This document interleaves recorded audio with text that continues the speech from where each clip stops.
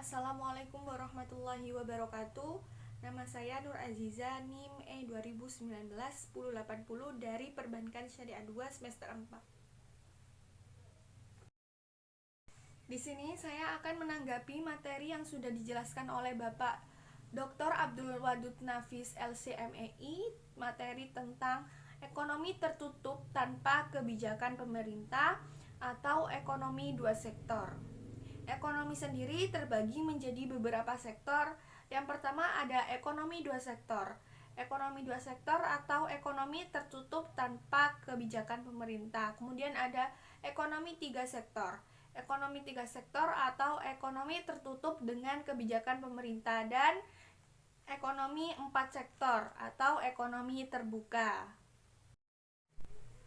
Yang kita bahas kali ini adalah ekonomi dua sektor atau ekonomi tertutup tanpa kebijakan pemerintah.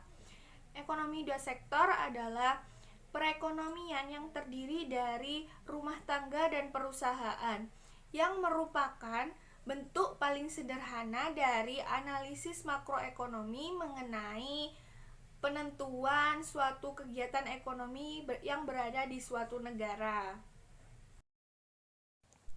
Diagram alir perekonomian dua sektor. Pada diagram ini ada dua interaksi yang dilakukan oleh konsumen dengan rumah tangga produsen.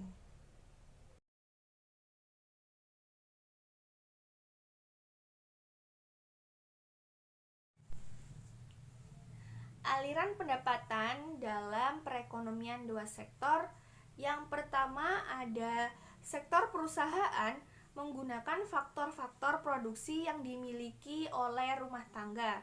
Yang kedua, sebagian besar pendapatan yang diterima rumah tangga akan digunakan untuk kebutuhan konsumsi, yaitu membeli barang dan jasa yang dihasilkan oleh sektor perusahaan. Yang ketiga, sebagian besar pendapatan rumah tangga yang tidak digunakan akan ditabungkan dalam institusi-institusi keuangan. Kemudian yang keempat adalah pengusaha yang ingin melakukan investasi akan meminjam tabungan rumah tangga yang sudah dikumpulkan dalam institusi-institusi keuangan tersebut. Ini adalah contoh tabel pendapatan konsumsi dan tabungan pada ekonomi dua sektor. Keterangannya, jika pendapatan yang rendah pada rumah tangga mengambil tabungan, ini berarti rumah tangga harus menggunakan harta atau tabungan masa lalu untuk membiayai konsumsi. Kemudian yang kedua, kenaikan pendapatan menaikkan pengeluaran konsumsi. Sisa pertambahan pendapatan di tabungan. Yang ketiga, pada pendapatan yang tinggi, rumah tangga akan menabung.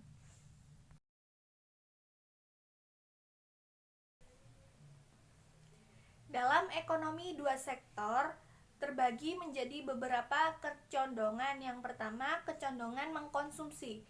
Dari kecondongan mengkonsumsi ini ada dua macam kecondongan mengkonsumsi. Yang pertama ada kecondongan mengkonsumsi marginal atau MPC. MPC adalah perbandingan di antara pertambahan konsumsi sigma C yang dilakukan dengan pertambahan disposable income sigma YD dengan rumus MPC sama dengan sigma C per sigma YD. Kemudian yang kedua, kecondongan mengkonsumsi rata-rata atau APC. APC adalah perbandingan di antara tingkat konsumsi C dengan tingkat disposable income YD dengan rumus APC C per YD. Kemudian kecondongan yang kedua dari ekonomi dua sektor adalah kecondongan menabung.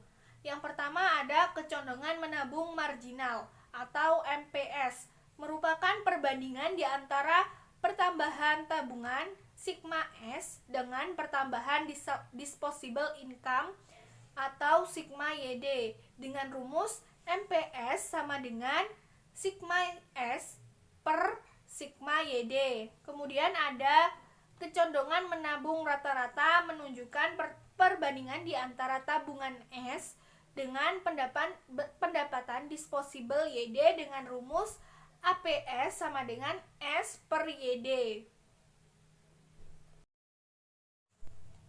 Fungsi konsumsi dan tabungan. Fungsi konsumsi adalah suatu fungsi yang menggambarkan sifat hubungan antara tingkat konsumsi rumah tangga dalam perekonomian dengan pendapatan nasional atau pendapatan disposable. Fungsinya adalah C sama dengan A plus BY. Kemudian ada C sama dengan A plus BYD. A adalah konsumsi rumah tangga saat pendapatan nasional 0. Kemudian B adalah MPC dan YD adalah tingkat disposable income. Investasi dan fungsi investasi. Yang pertama ada pengertian investasi. Investasi merupakan pengeluaran atau pembelanjaan penanam modal atau perusahaan untuk membeli barang-barang modal dan perlengkapan produksi untuk menambah kemampuan memproduksi barang dan jasa yang tersedia dalam perekonomian. Atau biasanya investasi biasa dikenal dengan penanaman modal. Investasi meliputi beberapa pengeluaran berikut. Yang pertama ada pengeluaran pembelian barang modal, yaitu pembelian mesin dan peralatan produksi lain yang digunakan untuk mendirikan berbagai jenis industri dari perusahaan. Yang kedua ada penggantian barang-barang modal yang telah diapresiasikan. Yang ketiga ada pengeluaran untuk bangunan, kantor, kemudian pabrik dan lain-lain. Yang keempat ada pertambahan nilai stok barang yang masih belum terjual. Kemudian yang kelima ada jumlah investasi tersebut disebut investasi bruto, sedangkan investasi neto didapat dari investasi bruto dan depresiasi.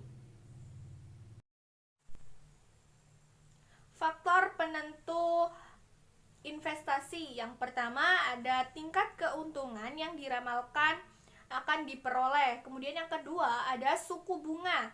Yang ketiga ada ramalan mengenai keadaan ekonomi di masa depan.